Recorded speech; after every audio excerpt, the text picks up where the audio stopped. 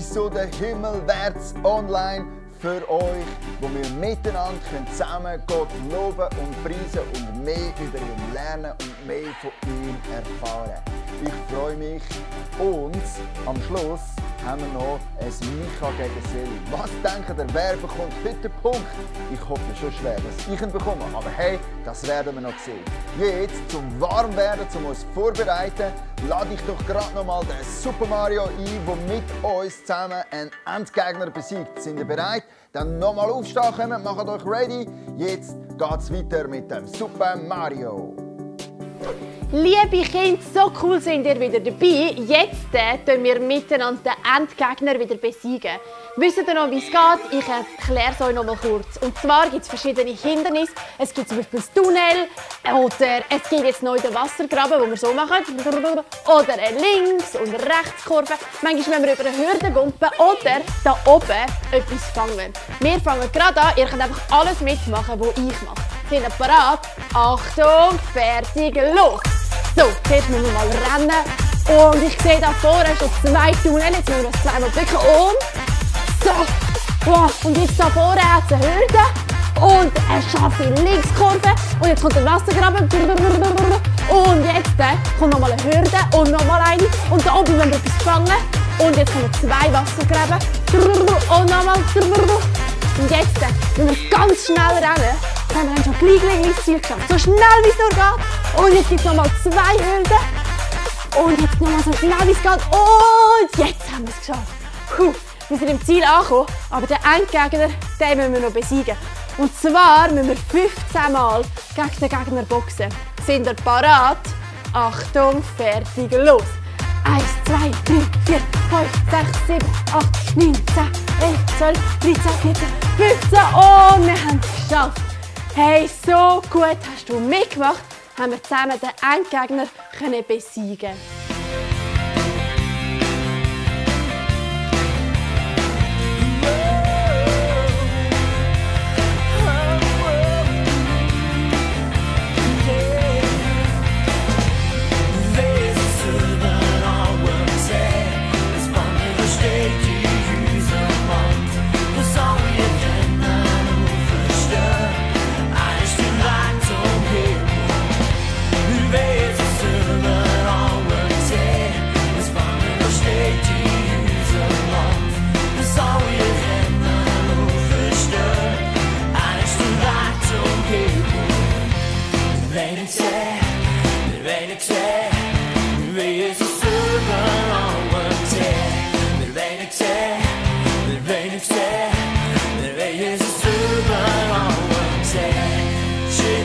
Schritt gehen wir vorwärts, mehr und mehr Land.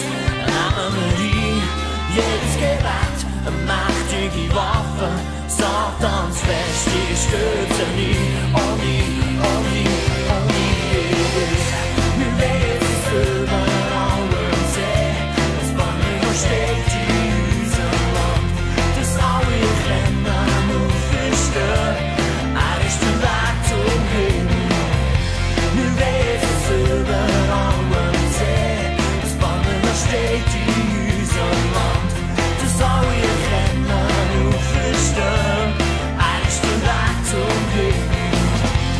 Wir werden sehen, wir werden sehen, wir werden es überall sehen. Wir werden sehen, wir werden sehen, wir werden es überall sehen.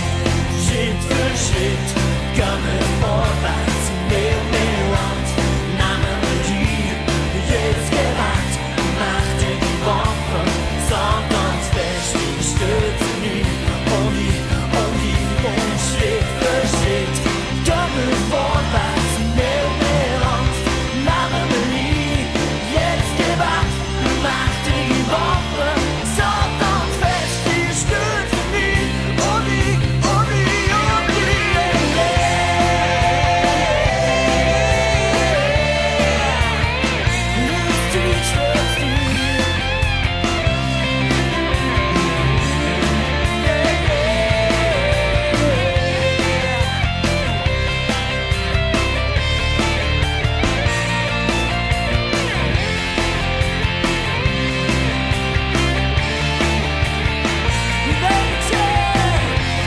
will nicht sehen, ich will nicht sehen, ich will Jesus überall sehen. Ich will nicht sehen, ich will nicht sehen, ich will Jesus überall sehen. Ich will nicht sehen, ich will nicht sehen, ich will Jesus überall sehen. Ich will nicht sehen, ich will nicht sehen, ich will Jesus überall sehen.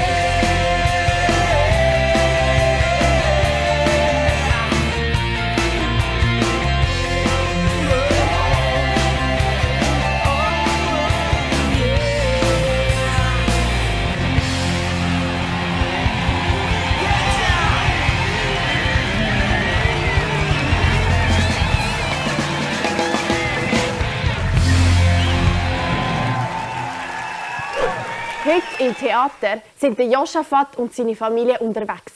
Endlich haben sie aus Ägypten ausziehen. Aber sie sind heute wirklich in einer mega brenzligen Situation. Weil vor ihnen ist ein Meer. Und der Pharao hat ja das Volk Israel ziehen lassen, aber jetzt hat er sich umentschieden und ist ihnen nachgejagt. Das heisst, vor ihnen ist das Meer und hinter ihnen sind die Ägypter. Wie sie aus dieser Situation gerettet werden von Gott, das werden wir nachher miteinander anschauen. Und auch heute habe ich eine Frage für euch parat. Wisst ihr, wie das Meer heisst, wo das Volk Israel davor gestanden ist? Vielleicht weisst du es schon, vielleicht auch noch nicht, dann tu dich gut darauf achten, weil die Antwort wird im Theater oder in der Geschichte kommen und ich werde es dann später auch noch auflösen. Und jetzt wollen wir gerade mal schauen, wie es dann am Josaphat und seiner Familie in dieser schwierigen Situation geht und was Gott gemacht hat, um sie zu retten. Schnell, schnell! Hey, hey, da vorne ist Wasser! Hey, das ist Meer! Hey, da kommt der Wetter! Hey, soll man laufen? Mose, wo ist der Mose? Wo ist der Mose? Was machen wir jetzt? Gott, was soll ich nur machen? Schau mal, die wollen mich töten. Die wollen mich töten, die hassen es. Und die Ägypter, die kommen jetzt und da ist das Meer und es geht jetzt mehr an. Gott, was soll ich machen? Hilf doch jetzt. Mose, vertrau mir nur. Du deinen Stab erheben und das Meer tut sich teilen. Zeig am Volk Israel, dass ich ihr Gott bin und dass ich für sie sorge.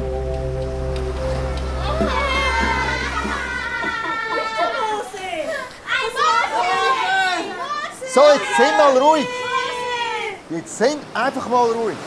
Gott wird schon für uns sorgen. Er hat gesagt, er hat einen Weg. Und jetzt schaut doch und vertraut mal darauf, dass es Gott kann. Er hat gesagt, ich soll den Stab über das Meer haben und er wird einen Weg bereiten. Also, Mama, ist das nass? Wow! Das ist schrecklich! Wo seht ihr das? Das Meer hat sich teilt! Wie geht das? Die Ersten laufen einfach durch! Einfach durchlaufen! Kein Gott mit aber! Ja, also los! Ja.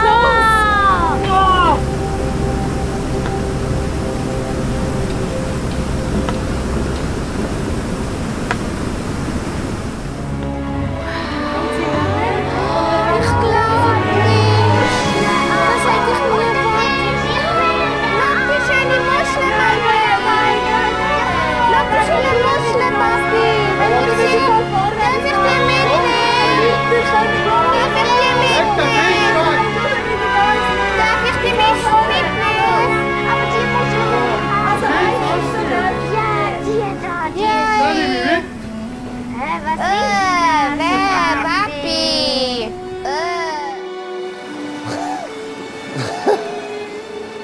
Gott, du bist einfach so genial. Du bist so genial. Ich danke dir so mega fest. Ich lobe dich und ich preise dich, du allmächtiger, grosser, genialer Gott. Einiges mehr hast du das Volk vor einem gewissen Untergang befreit. Ich gebe dir alle Ehre, die dir gebührt. Wow, das war wieder mal eine Geschichte. Hey, Gott hat so ein riesen Wunder gemacht. Er hat das Volk Israel von den Ägyptern gerettet. Weil, wie wir ja gesehen haben, sie haben endlich aus Ägypten ausziehen. Der Pharao hat sie ziehen lassen, aber plötzlich hat der Pharao gefunden, dass er dem Volk Israel nachjagt. Und jetzt sind sie in dieser voll brenzligen Situation gewesen. Das Schilfmeer vor ihnen und die Ägypter hinter ihnen. Aber Gott hat so eine gute Lösung parat gehabt. Wisst ihr noch, letzte Woche am Ende des Theater haben der Josaphat und seine Familie eine Wolkensäule gesehen. Zuerst haben sie ja nicht so verstanden, was das ist. Und dann haben sie herausgefunden, dass Gott das Volk Israel durch diese Wolkensäule durch die Wüste führt. In der Nacht ist es eine Feuersäule und durch das hat das Volk Israel immer gewusst, wo sie durchlaufen müssen, wenn sie bleiben ein paar Tage oder wenn sie weitergehen sollen. Und die Wolkensäule war auch jetzt beim Volk Israel. Aber sie war immer vor dem Volk und hat ihnen den Weg gezeigt. Aber jetzt war ja das Meer vor dem Volk Israel und darum ist die Wolkensäule jetzt hinter das Volk Israel. Zwischen den Ägyptern, die sie verfolgt haben, und das Volk Israel. Ich weiss nicht, vielleicht war es bei den Ägyptern dann plötzlich dunkel oder mega neblig gewesen, aber auf jeden Fall ist die Wolkensäule von Gott zwischen den Ägyptern und dem Volk Israel gewesen. Und durch das haben die Ägypter das Volk Israel gerade nicht mehr gesehen und nicht zu ihnen gehen.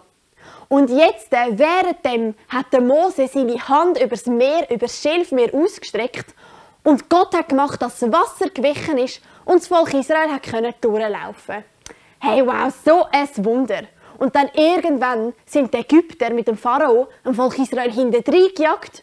Aber wo das Volk Israel durchs Meer durch war, hat Gott gemacht, dass das Wasser zurückgekommen ist. Und die Ägypter haben es leider nicht bis ans andere Ufer geschafft und sind ertrunken. So hat Gott das Volk Israel vor den Ägyptern endgültig gerettet. Weisst du noch, bei den 10 Plagen habe ich doch erzählt, dass Gott dem Pharao gesagt hat, dass er durch diese Plagen dem Pharao zeigen will, dass er alle Macht hat. Dass niemand so ist wie Gott und dass Gottes Name auf der ganzen Welt soll verkündet werden. Und genau das haben wir da gesehen. Die Macht von Gott sehen wir so mega fest an dieser Geschichte. Er hat die Macht gehabt, um das Meer zu teilen und um den Pharao und die Ägypter zu bestrafen für das, was sie gemacht haben. Gottes Macht ist sichtbar geworden, so wie er es vorausgesagt hat. Und ich kann mir vorstellen, dass die Geschichte in den umliegenden Ländern erzählt worden ist. Weil das ist ja mega cool. Einfach das Meer ist geteilt worden und das Volk Israel konnte durchlaufen. Gott hat so eine gute Lösung parat gehabt. Gott hat das Volk Israel gerettet vor den Ägyptern. Hey, und hast du gewusst, Gott rettet auch uns heute noch. Also es kann wirklich vorkommen, dass wir auch in einer schwierigen und brenzligen Situation sind und Gott uns dann dort raus retten. Aber Gott hat uns noch viel mehr gerettet vor etwas viel Schlimmerem als einfach in einer schlimmen Situation. Ich wollte dir gerade erzählen, was ich meine. Und zwar Gott, der Gott der Bibel, ist ja so ein guter, liebender, heiliger Gott. Und wir Menschen, wir tun ja immer wieder sündigen. Wir tun Sachen machen, die Gott nicht gefallen, die ihn nicht ehren. Und wenn wir Menschen etwas falsch machen, hat das ja auch hier auf der Welt Konsequenzen. Und so ist es leider auch da. Weil wir gegen Gott sündigen, hat das Konsequenzen. Und die Folge davon ist, dass wir getrennt sein von Gott. Für immer. Und ich kann mir gar nicht vorstellen, wie schlimm das ist. Stellt euch mal vor, trennt sie von Gottes Liebe, von seiner Nähe, von seiner Gemeinschaft. Und das ist eigentlich die Strafe, die wir Menschen erleiden müssten, weil wir gegen Gott sündigen. Aber Gott liebt uns Menschen ja so fest. Und darum hat er eben einen Rettungsplan gehabt. Jesus Christus ist auf die Welt gekommen, als Gottes Sohn. Er war Gott und Mensch gewesen. Und wie das funktioniert, das weiss nur Gott. Das verstehe ich auch nicht. Aber irgendwie war es möglich gewesen. Und Jesus hat nie gesündigt. Er hat das perfekte Leben gelebt. Und ich habe euch ja gesagt, die Strafe für unsere Sünden sind die Trennung von Gott. Der Tod. Immer trennt sie von Gott. Und Jesus hat nie gesündigt. Aber er ist am Kreuz gestorben für die Strafe von jedem einzelnen Menschen, für die Strafe, die du eigentlich müsstest erlitten haben. Und Jesus ist gestorben und wieder auferstanden. Und darum kann Gott uns unsere Sünden vergeben. Weil Gott liebt uns so fest, aber er ist halt auch zornig und unsere Strafe, unsere Sünde hat Konsequenzen und die hat Jesus getragen. Und jetzt ist es so mega cool, wenn wir an Gott glauben, wenn wir sagen, Gott, mir tun meine Sünden so fest leid, bitte vergib du sie mir, dann vergibt er uns unsere Sünden und wir dürfen mit Gott zusammenleben. Und es gibt einen Bibelvers zu dem Rettungsplan von Gott, den finde ich so mega cool, darum lese ich ihn euch gerade mal vor. Der steht in Johannes 3, Vers 16. Und zwar steht da: Denn Gott hat der Welt seine Liebe dadurch gezeigt, dass er seinen einzigen Sohn für sie hergab, damit jeder, der an ihn glaubt, das ewige Leben hat und nicht verloren geht. Das ist so ein genialer Rettungsplan von Gott. Es steht da, Gott liebt die Welt, er liebt dich so fest, dass er Jesus gegeben hat. Jesus ist gestorben für deine und meine und die Sünden der ganzen Menschheit. Er ist auferstanden und wenn wir jetzt an ihn glauben, haben wir das ewige Leben. Gott hat das Volk Israel vor den Ägyptern gerettet und Gott hat die ganze Menschheit vor der ewigen Trennung von ihm gerettet. Gott ist so mega gut. Das ist so ein genialer Rettungsplan, wo jeder Mensch annehmen kann. Hey, und ich will dich ermutigen, wenn du das auch möchtest, wenn du auch an Gott möchtest glauben und du ihm das noch nie gesagt hast, dann kannst du das jetzt gerade dort, wo du bist, allein oder mit deinen Eltern oder Freunden, kannst du Gott das sagen. Und kannst ihn um Vergebung bitten für deine Sünden und ihm sagen, dass du an ihn glaubst und ihm Danke sagen für seine Vergebung. Und dann darfst auch du mit Gott wieder zusammenleben. Hey, ich finde das so cool. Das ist die beste Nachricht, die es gibt. Und der Bibelvers ist so genial. Ich ermutige dich, den auswendig zu lernen, dass du nie vergisst, was der Rettungsplan von Gott überhaupt ist. Und bei der Rettung von Gott vom Volk Israel sind sie ja eben durch ein Meer durchgelaufen. Und das ist ja die Frage vom heutigen Tag. Ich habe euch gefragt, ob ihr wisst, wie das Meer dann heisst. Habt ihr es herausgefunden? Ich gebe euch gerade noch mal kurz Zeit, um zu überlegen, wie das Meer echt heisst. Und zwar fangen wir mal an überlegen. Es hat einen speziellen Namen. Wisst ihr es echt noch? Ich habe es erwähnt, wie das Meer heisst. Jetzt haben wir noch ein paar Sekunden, um es euch überlegen. Wenn ihr wollt, könnt ihr es auch aufschreiben. Und noch 2 Sekunden, 1 und fertig. Hast du es herausgefunden? Das Meer, wo das Volk Israel durchgelaufen ist das Schilfmeer. Das ist schon ein lustiger Name von dem Meer. Aber es ist etwas so Geniales passiert beim Schilfmeer. Das Schilfmeer ist das Meer, wo Gott geteilt hat, dass sein Volk durchlaufen konnte und dort hat er sie von den Ägyptern gerettet. Hey, und jetzt wollen wir gerade Gott nochmal alle Ehre geben und ihn anbeten. Für das, was er gemacht hat, für seine Rettung, für jeden einzelnen Menschen. Darum stand doch gerade auf, dass wir zusammen Gott anbeten können und ihm einfach Danke sagen für das Geniale, was er gemacht hat.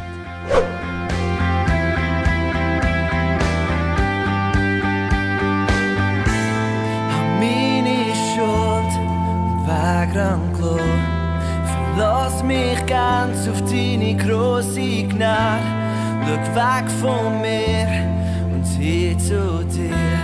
Mein Blick ruht auf dir. Ich schau auf dich, nur auf dich. Und zieh mich her, näher zu dir. Ich schau auf dich, nur auf dich. Und zieh mich her, näher zu dir.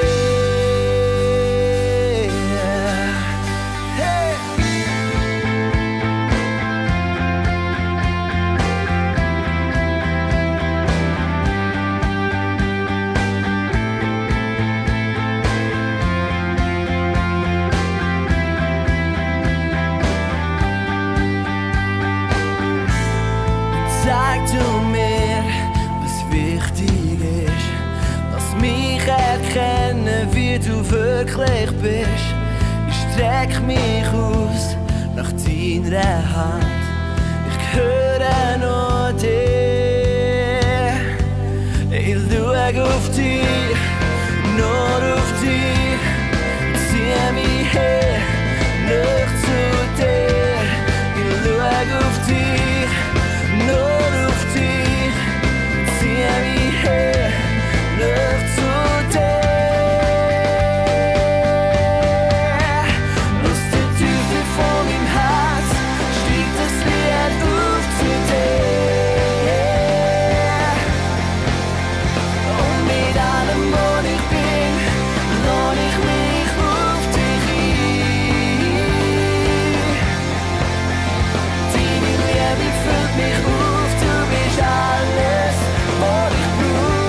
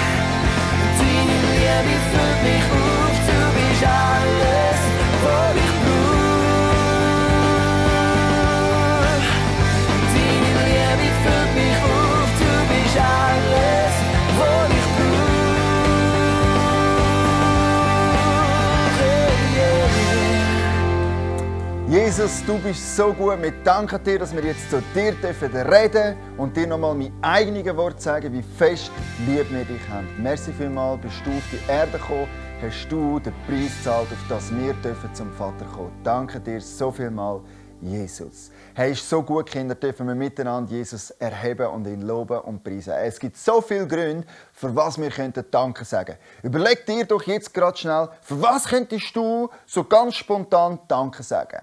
Ha! Ich sage Danke für ein geniales Himmelwärts-Online-Team, mit dem ich zusammen darf. Immer in der Woche Videos produzieren. Es macht mega viel Spaß mit denen. Für die bin ich mega dankbar. Danke, Jesus. Für was bist du dankbar? Überleg's dir schnell. Jetzt geht es gerade weiter mit einem Basteltipp von der Seli. Heute zeige ich euch, wie wir eine ganz coole Deko basteln können. Und zwar sind das so Blumen aus Servietten. Man kann das auf verschiedene Varianten machen. Ich zeige euch dann, was der Unterschied ist. Und zwar seht ihr hier, die finde ich recht cool, die kann man dann so aufhängen daheim. Man kann zum Beispiel auch die dann so nebeneinander hin tun und dann ist es wie eine Girlande und so haben wir ganz eine coole Deko. Vielleicht für ein Geburtstagsfest oder allgemein für den Frühling passt das mega gut, weil es Blumen sind. Für das braucht ihr einfach eine Papierserviette und dann könnt ihr die mal auseinanderfalten. Und jetzt müssen wir das so zusammenfalten, so rundum falten und dann da wieder so. Und vielleicht so ein 1 bis 1,5 cm breit, nicht zu breit. Und schauen, dass ihr da links und rechts immer etwa gleich umfaltet. So. Und jetzt müssen wir da die zweite Hälfte noch falten. So rein. Und jetzt braucht ihr nachher dann, am besten könnt ihr schon vorher parat legen, eine Schnur. Das muss nicht irgendetwas mega Spezielles sein, aber eine Schnur, und wenn ihr es aufhängen wollt, dann muss die auch genug lang sein.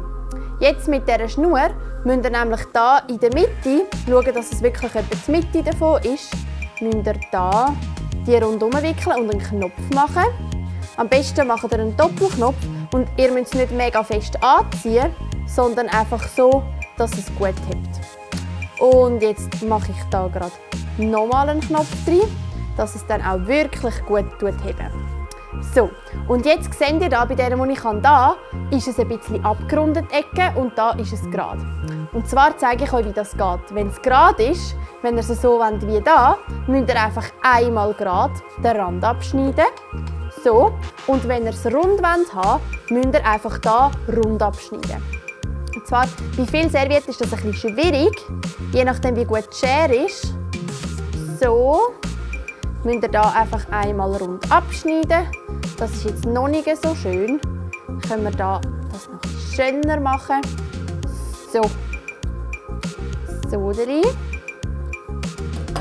Und jetzt müsst ihr es anfangen auffalten. Und zwar müsst ihr es jetzt so auseinanderziehen. Und jetzt hat eine Serviette ja ganz viele Lagen. Und jetzt müsst ihr da anfangen, so die Lagen auseinander zu trennen. Und zwar, ich weiss gar nicht, wie viele Lagen das sind. Manchmal sind es vielleicht 6, vielleicht sogar 8, aber wahrscheinlich haben die meisten 6 Lagen. Wir müssen so jede einzelne Lage hier auseinanderziehen. So, und wenn ihr das gemacht habt mit dem Abgerundeten, sieht das am Schluss so aus wie diese Blume. Und da zeige ich euch noch die gerade Seite. Die gerade Seite müsst ihr genau gleich einfach da die einzelnen auseinandernehmen. So. Und dann könnt ihr auch hier die einzelnen Serviettenlagen auseinanderziehen. Und wie ihr seht, das ist wie diese Blume, hat es jetzt hier so gerade Kanten. Und jetzt, wenn ihr das dann fertig macht, sieht es am Schluss so oder so aus. Wenn ihr kleinere Servietten nehmt, dann werden die Blumen natürlich kleiner und je grösser die Serviette, desto grösser wird es. Ihr könnt hier jede Farbe nehmen und das ist dann ganz eine coole Dekoration. Ich wünsche euch ganz viel Freude beim Basteln. Und jetzt wollen wir als nächstes gerade wieder reinschauen zum Spiel, das Micha gegen mich spielt. Ich bin schon ganz gespannt, wer von uns heute wird gewinnen. Schauen wir doch gerade rein.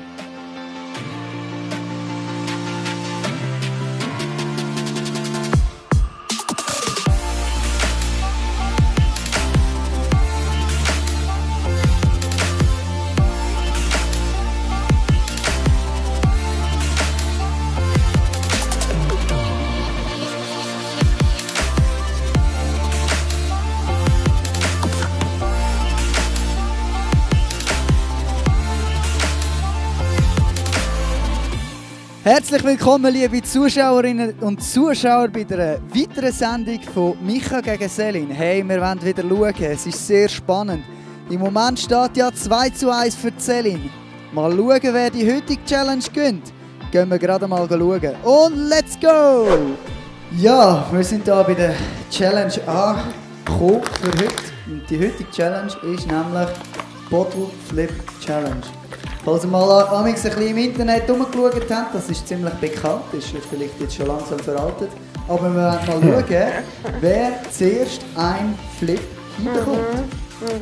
So. Und zwar sind die Flaschen sind nur mit ein bisschen Wasser gefüllt.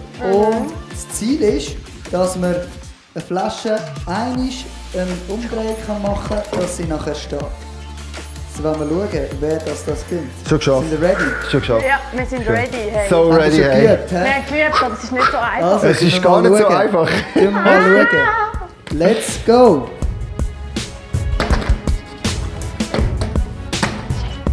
Nicht bei der Selin schauen, die verkackt es. Schau mal.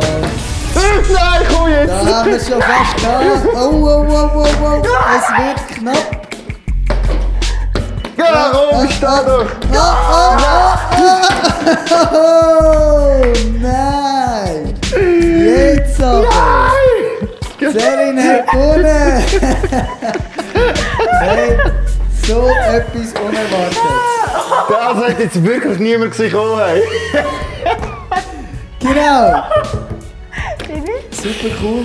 Also, wir haben jetzt einen Punktestand von 3:1. 3:1, nicht übertrieben, gell? Wir werden jetzt schauen, wer das nächste Mal gewinnt. Wir sind gespannt. Micha, du musst langsam... Es wird langsam eng, jetzt muss ich mich aber anfangen Nächste Woche musst du zusammenreißen. einfach gewinnen. Genau, also... Ja, ich Das muss ist einfach auf das den Publikum-Joker hoffen. Das ist das Ziel von Micha gegen Selin. Wir freuen uns, wenn ihr das nächste Mal wieder einschaltet und zuschaut, wer echt gewinnt. In dem Fall, also, schönen Abend, bis nächstes Mal. Ciao zusammen!